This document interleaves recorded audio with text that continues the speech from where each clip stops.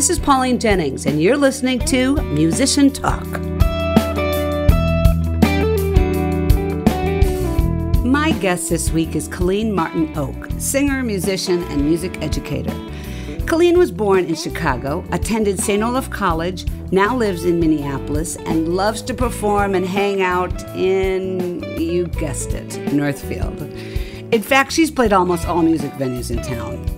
Colleen sings in Lolos Ghost, the Thunderheads, and Belfast Cowboys. She's part of an acoustic duo called Oake Paine and has her own full band called The Rack. This is all on top of her full-time gig as a middle school choir director. Whew, this is a busy woman, and there's a lot to talk about, so let's get to it. Let's talk with Colleen Martin Oake.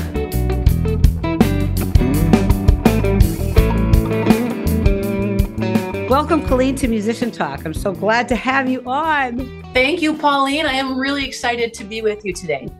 I've been talking to Colleen about being on this show for quite a few months, maybe even close to a year. It could have been last summer that we first talked about it. So this is a great opportunity to have you on today. So thank you.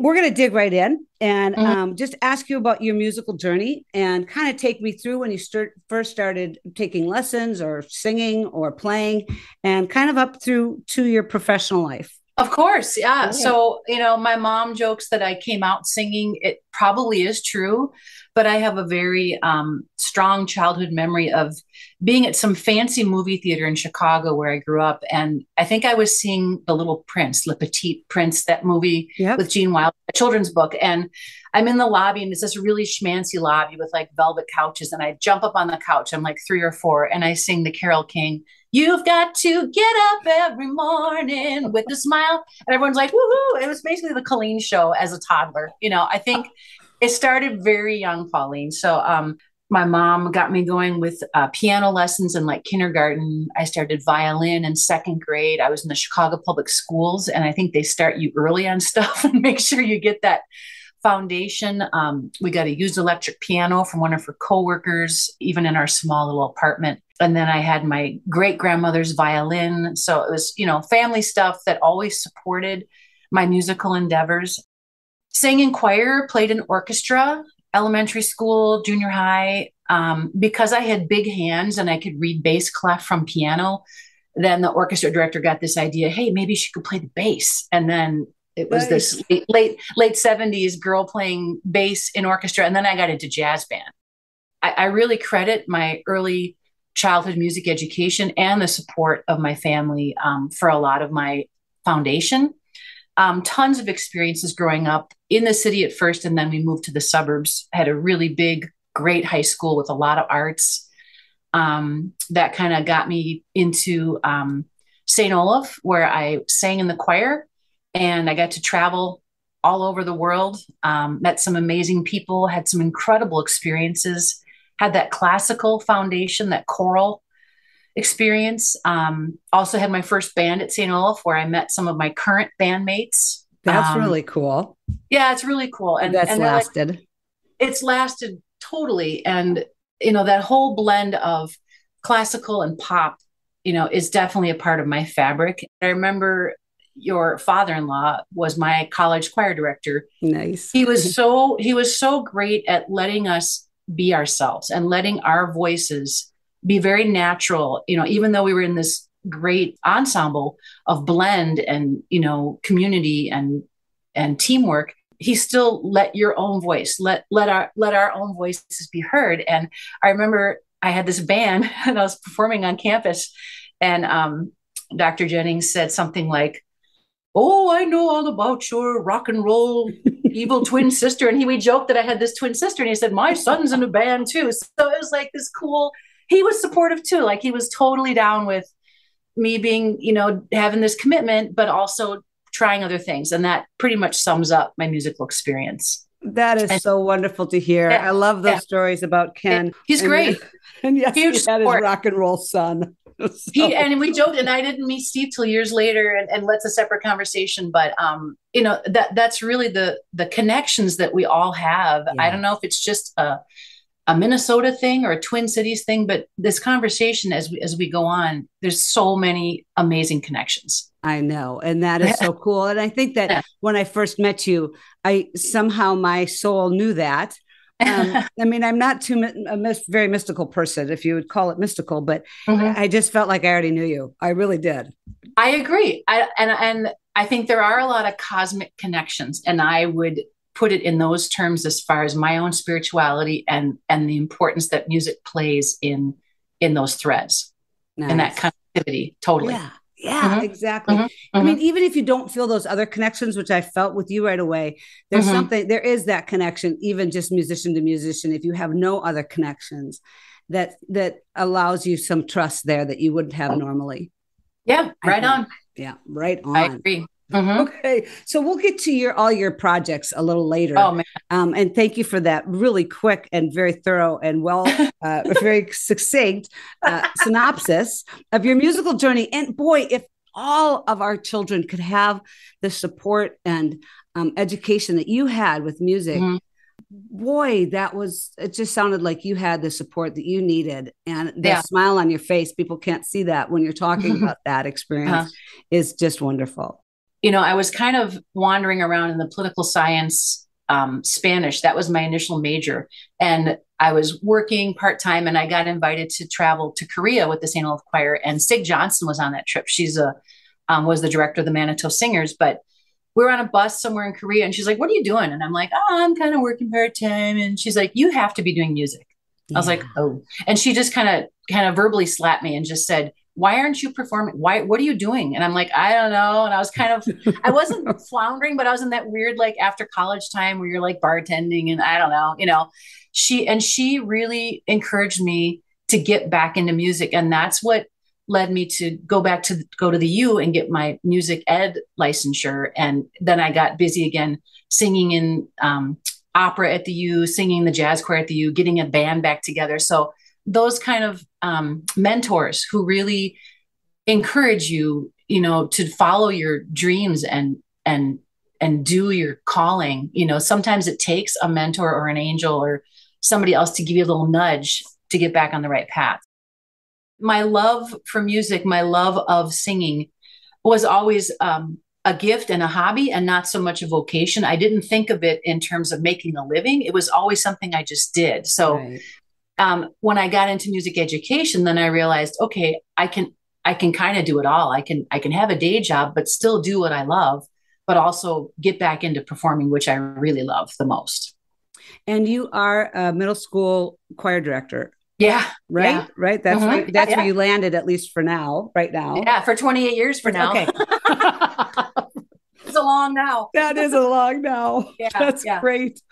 So you are where you need to be and doing what you need to do. And that is just a delight. I'm just thrilled for you. Yay.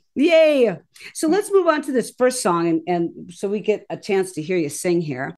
This is a cover of a Bonnie Raitt tune called Love Me Like a Man. What do you like about singing this song? My childhood growing up in Chicago was definitely rooted in the blues. Huge influence on me.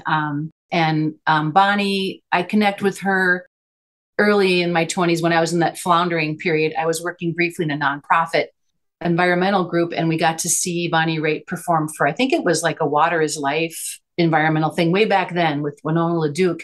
And I'd heard her music. My mom had her records. My mom had a lot of great records that were definitely some of my influences, including Bonnie Raitt.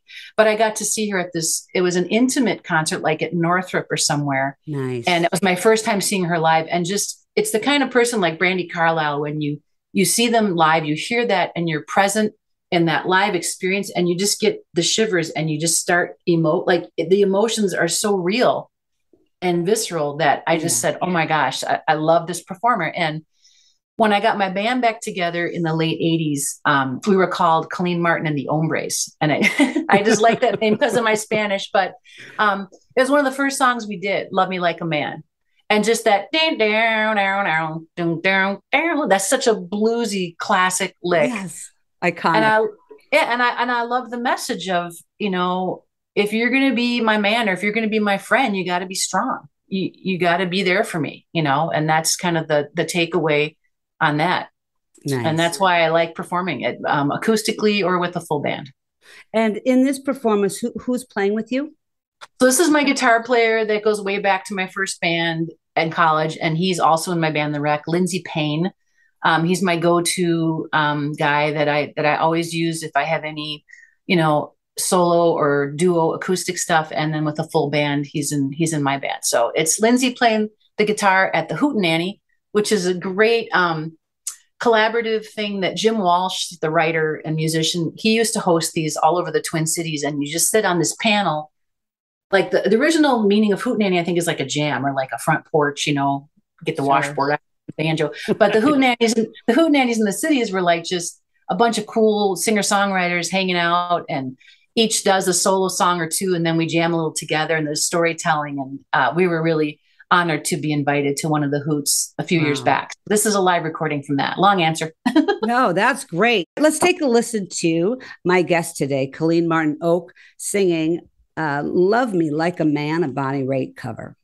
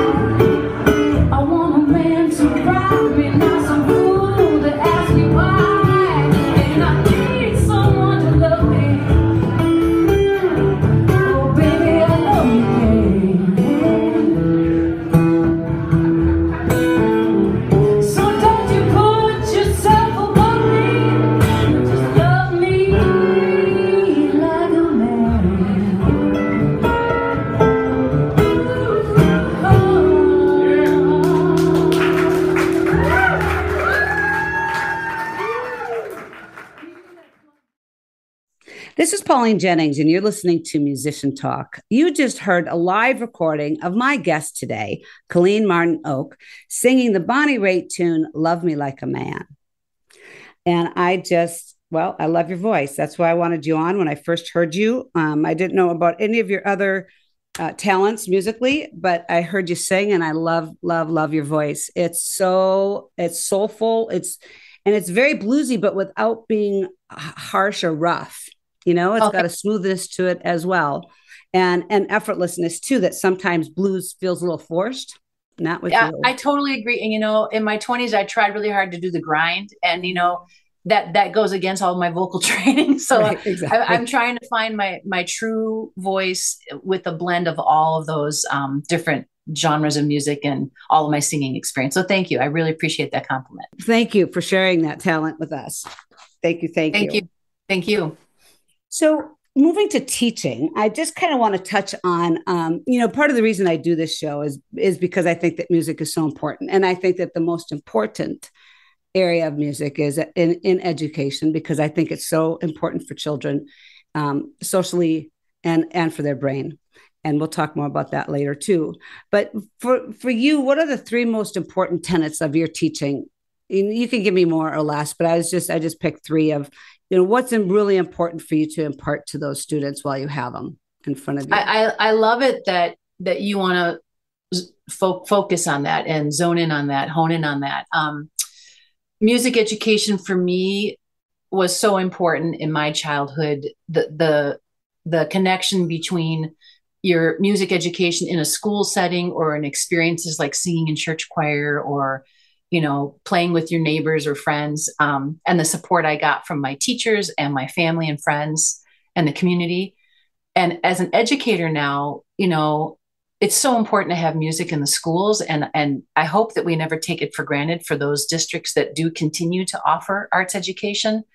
I'm lucky that the district I'm in has this AAA philosophy, which I wish all schools would have, is that the arts are as important as the academics and the athletics. And, in my classroom, I teach sixth, seventh, and eighth grade. And the kids have to take a music through sixth grade in our district. Which school district?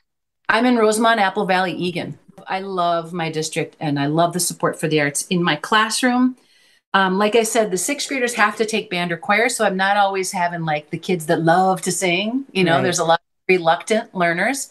So my philosophy used to be, I want to instill a love of the arts, but you can't force that on kids, right? You can't force that on adults. So it's kind of shifted over the years to primarily, especially the last few years, having the choir room, having my classroom be a safe, accepting space, an environment where all my students feel safe and welcome.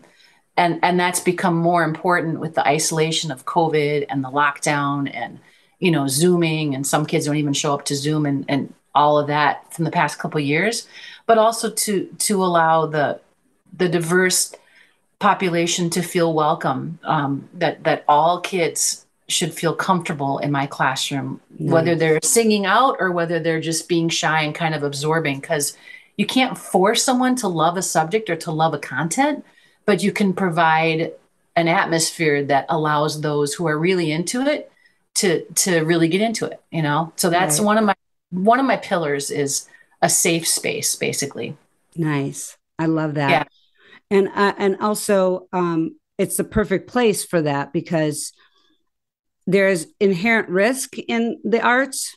Mm-hmm. Those who partake in them and take classes in them, right? You're putting yourself on the line. When you're in math class, you're doing your work here at your table. It's private.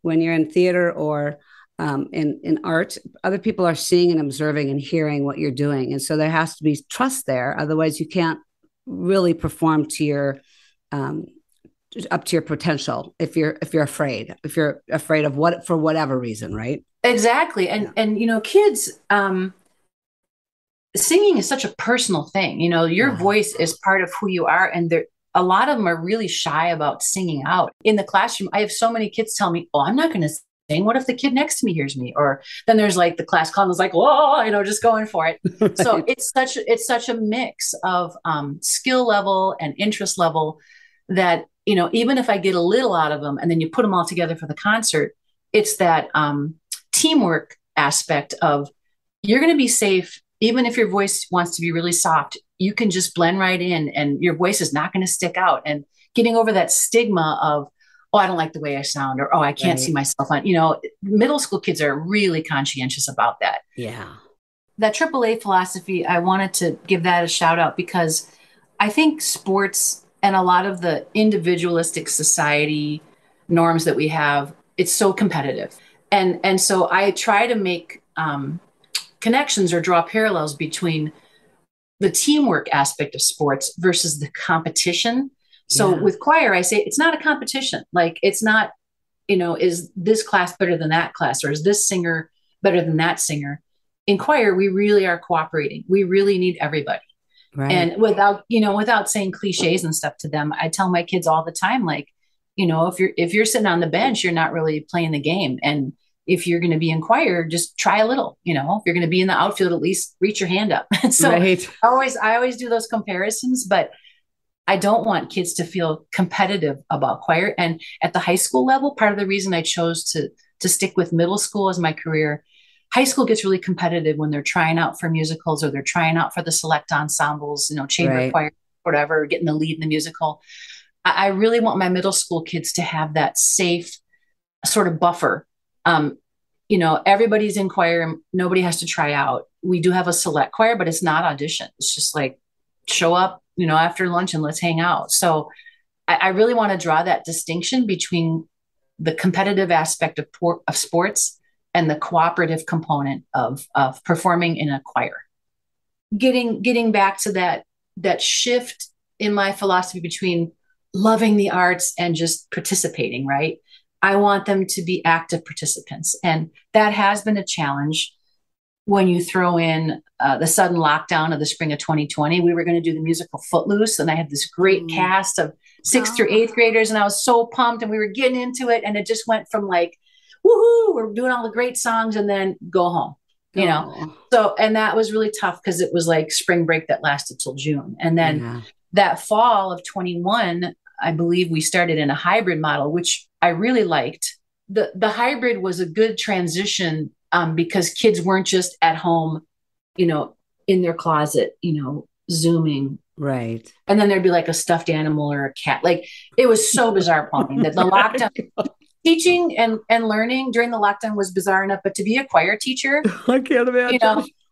And I'm like broadcasting from my living room. I've got my little piano studio, my little classroom, and I'm doing videos every day. And, I had some really cool songs that were, really kind of pertinent at the time. There was a song from this Disney movie, Coco, and it was called Remember Me. And it was so weird that I had programmed that for the spring concert. And here we are at home. And I'm like, hey, guys, remember? My classroom used to have like 66 chairs and just packed full of kids. And then during hybrid and distance, I had to have 6 feet apart, right? And social distance and measure. And so it's like this kind of weird, empty classroom. And then last fall, they're coming back masked, singing.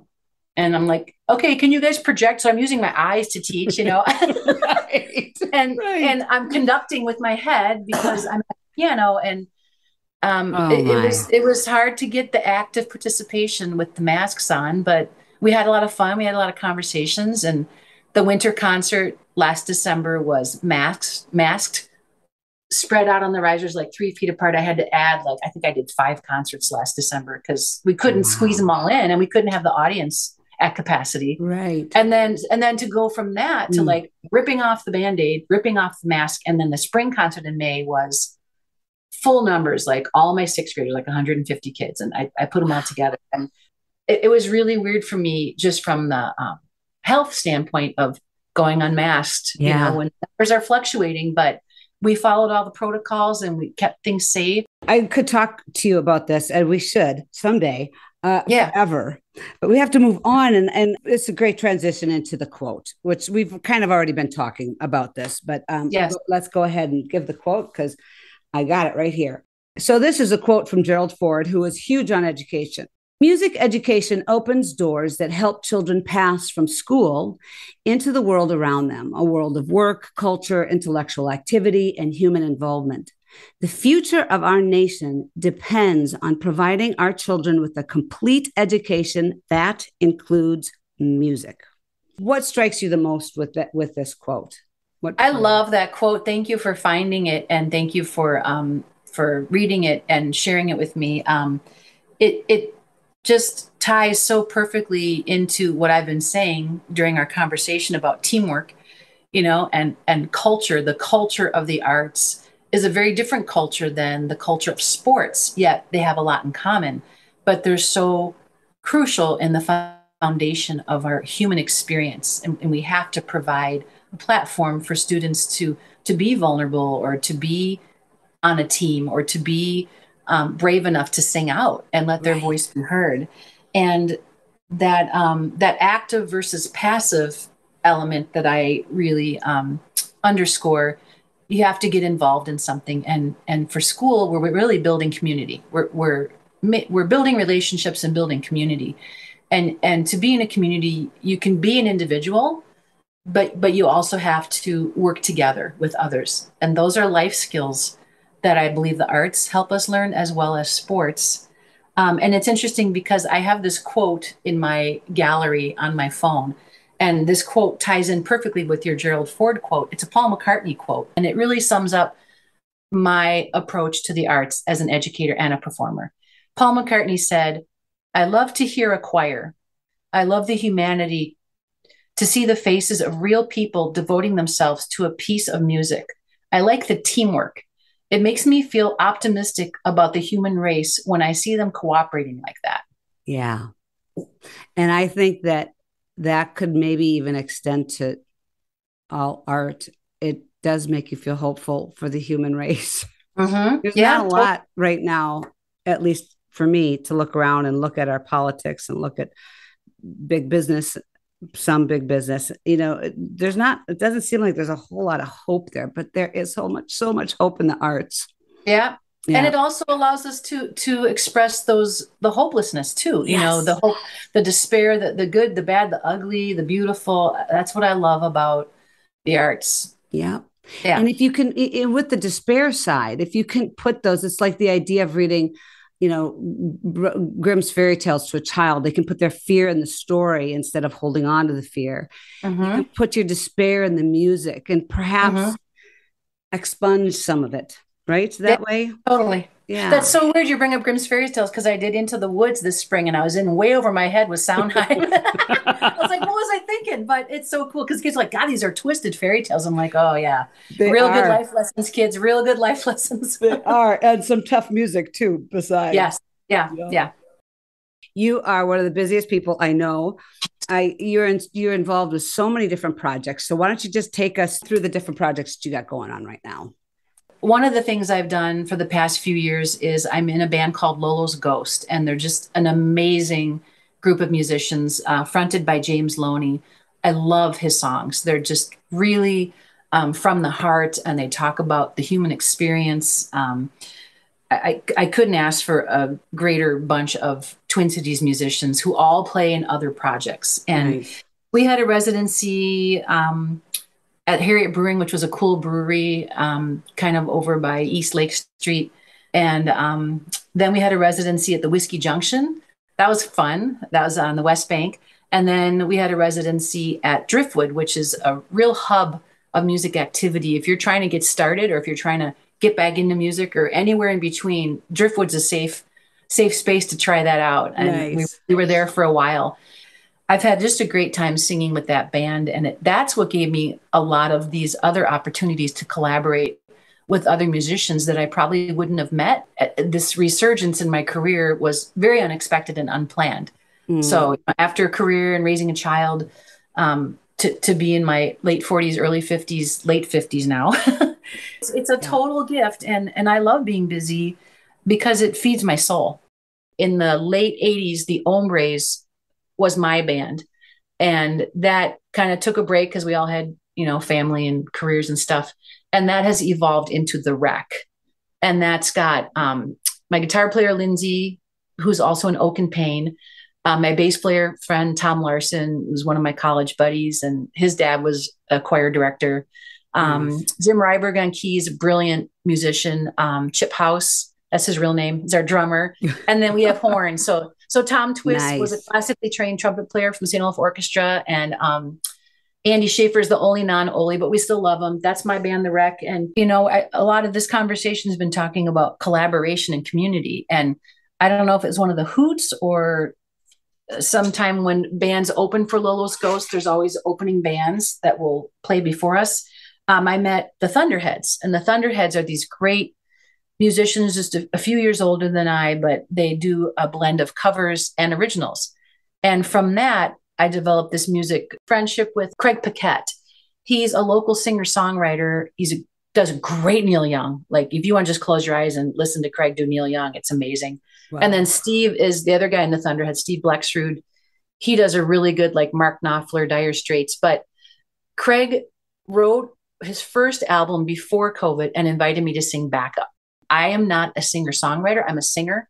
So to have that original material to collaborate on is really fulfilling for me. It's really rewarding to work with these people who come up with these beautiful original songs. Yes. Yeah.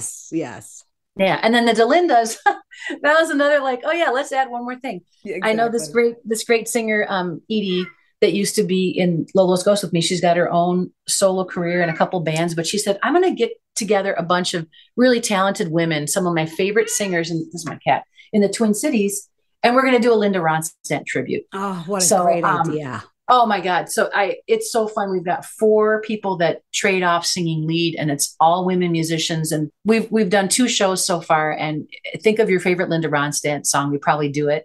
And nice. we've got a show coming up that I'll get to later on in the plugs. So going back to Craig Paquette and the Thunderheads and his album, and like you said, this next song that we're going to play here called Bare Trees is you singing backup on one of Craig's songs. Why this one instead of a different one on the album that you've sang backup on? Bare Trees was inspired, I think, with him driving up to the North Shore or to the Iron Range, and one of those seasonal changes, either fall or spring. And I think it was the North Shore, because he said, when you're up there in the summer, everything's so lush, and it's just all green. And whenever this road trip was to perform or whatever, to record, he just said, it just looks so different with the bare branches, and you can see Lake Superior or wherever he was going. And the song is also about losing somebody in your circle of friends, or maybe losing an elderly parent. And I think we're all at that age now where sadly, friends might be passing on, or we're taking care of our parents, or we've lost, a parent or both. And so for me, this Bare Tree song, it really expresses the human connection of music and friendship and family. And to me, it also speaks to maybe loneliness, during periods of isolation or during changes in the weather. And I just love his lyrics, and I love the music that puts it all together. So that's what I'll say about that song. Awesome. And that's a great setup for it. So let's take a listen to my guest today, Colleen Martin Oake, singing backup on Craig Paquette's tune called Bare Trees.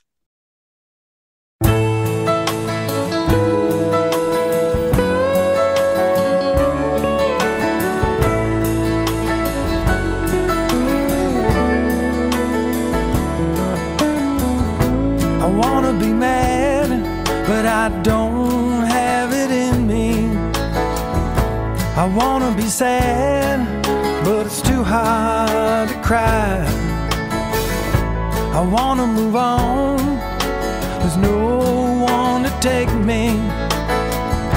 I wanna look back, but my memory's gone dry.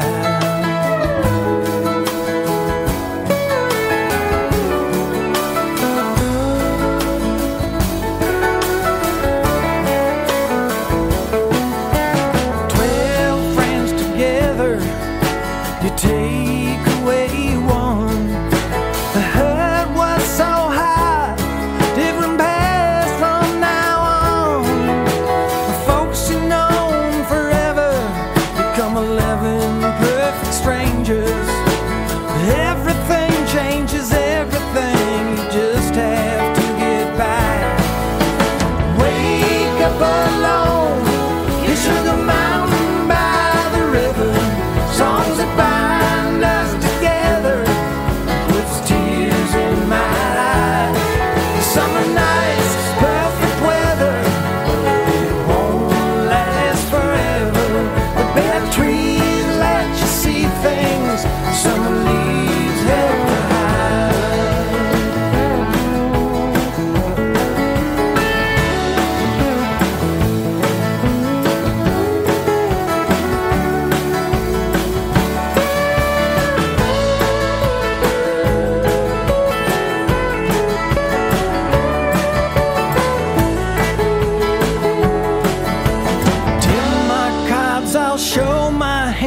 I'll make new friends, I'll take a chance, reveal myself and tell all my secrets. Not so sure I'll be much better next time. Wind shakes the trees and moves all the branches. The trees go on living after losing all their leaves. It's hard to watch them fall. It's the end just beginning. Like friends we've known forever, just like friends growing old. Wake up alone, you should have mountain by the river. Songs that bind us together, that puts tears in my eyes. Summer nights, perfect weather, won't last forever. The bad trees let you see things summer leaves help to hide.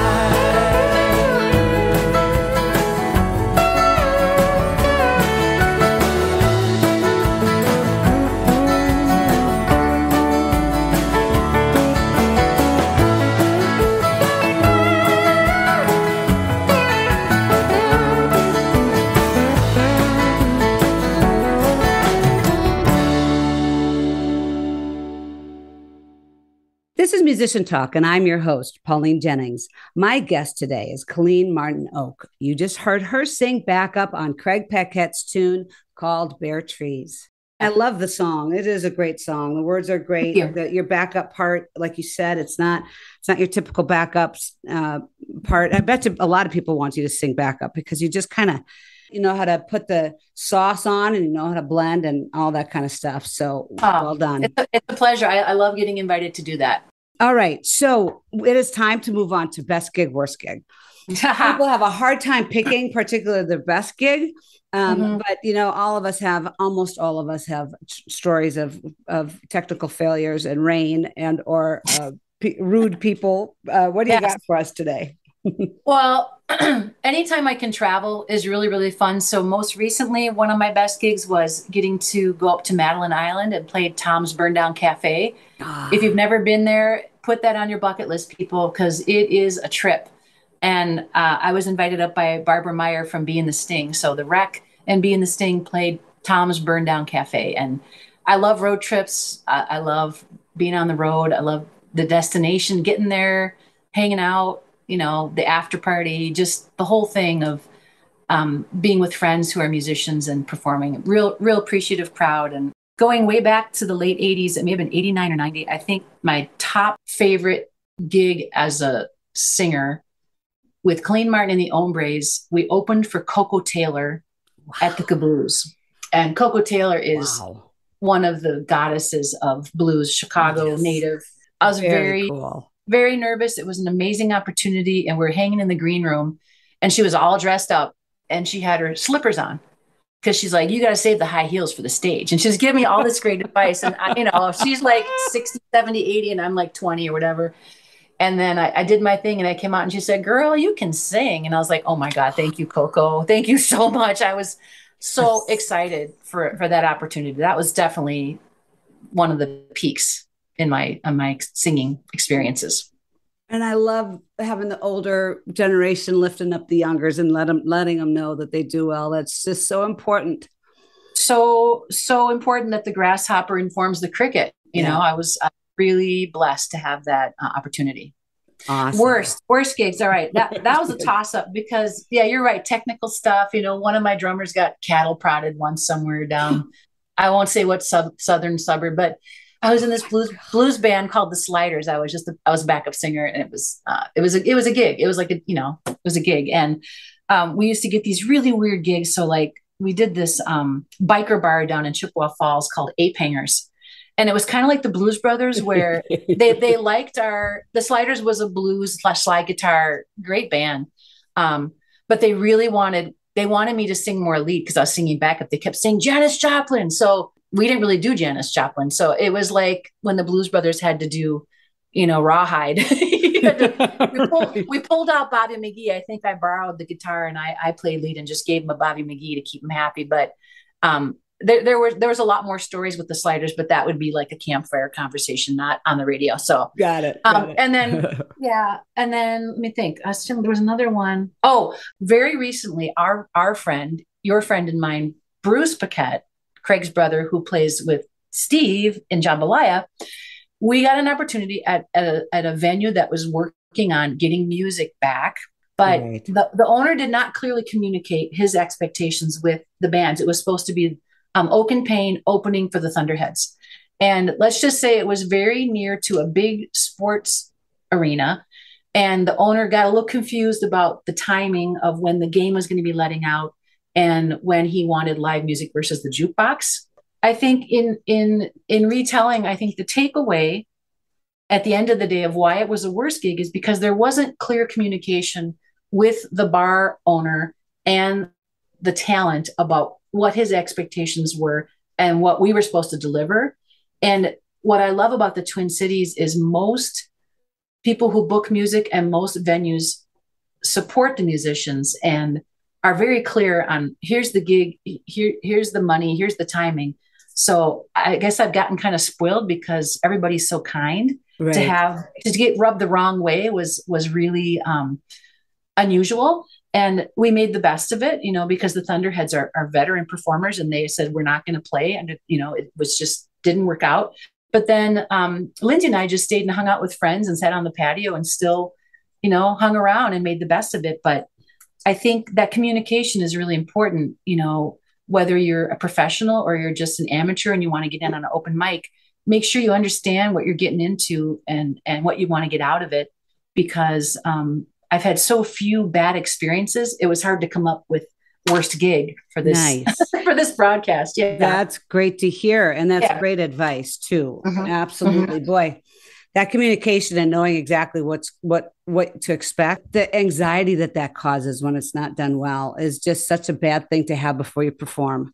Yeah. Musicians should get paid, but it's not just about the money. It's about the respect. Like we work hard to craft our product and we want it to be enjoyable. We want the patrons to like it. We want, friends and family to come, but we certainly want the hosts to enjoy the experience as well. Right. Absolutely. Yeah. Well put. Yeah. And so we have to wrap up.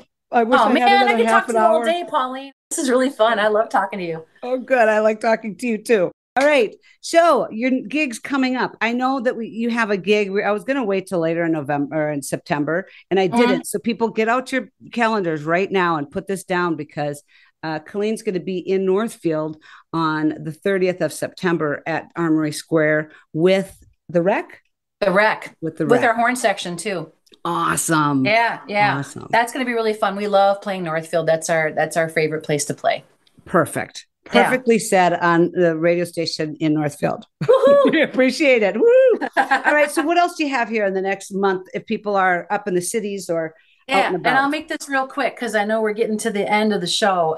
The Rec is also playing Excelsior Brewing. That's our first time in the western suburbs in Excelsior. It's a fun brewery playing down there. We've played Imminent before, so we'll be back there at some point. But Excelsior Brewing, August 26th. Armory Square, September 30th. And then there's going to be an interesting mashup of some of our friends called the Bratlins. They're two brothers from Northfield. Oh, yeah. We're gonna connect with the Bratlins and we're going to do, it's kind of an arts guild thing. Our buddy Curtis is a chainsaw sculptor down there in Nerstrand. And I think we're doing something collaborating with the Bratlins, some members of the Rec, probably going to be October 8th back at Armory Square. So to be announced. So stay tuned. Watch for that.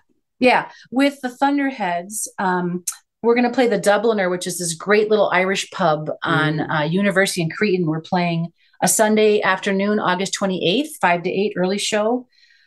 We got invited to perform at the Lake Harriet Bandshell 9/11 concert. That'll be Sunday, September 11th, I think 7:00 at night.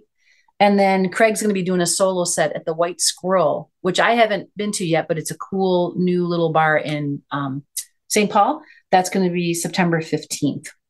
Awesome. So a lot of opportunities to see you. And I guess to find those dates, you just search Google for the Rec or Oake Paine or Lolos Ghost or Thunderheads or Delinda. Yeah. to find out those the schedules. rec and Oake Paine, we're only on Facebook. It's like a part-time, the rec plays 5 or 6 times a year, Oake Paine 3 or 4 times a year, but we're at Facebook. Those are where our pages are.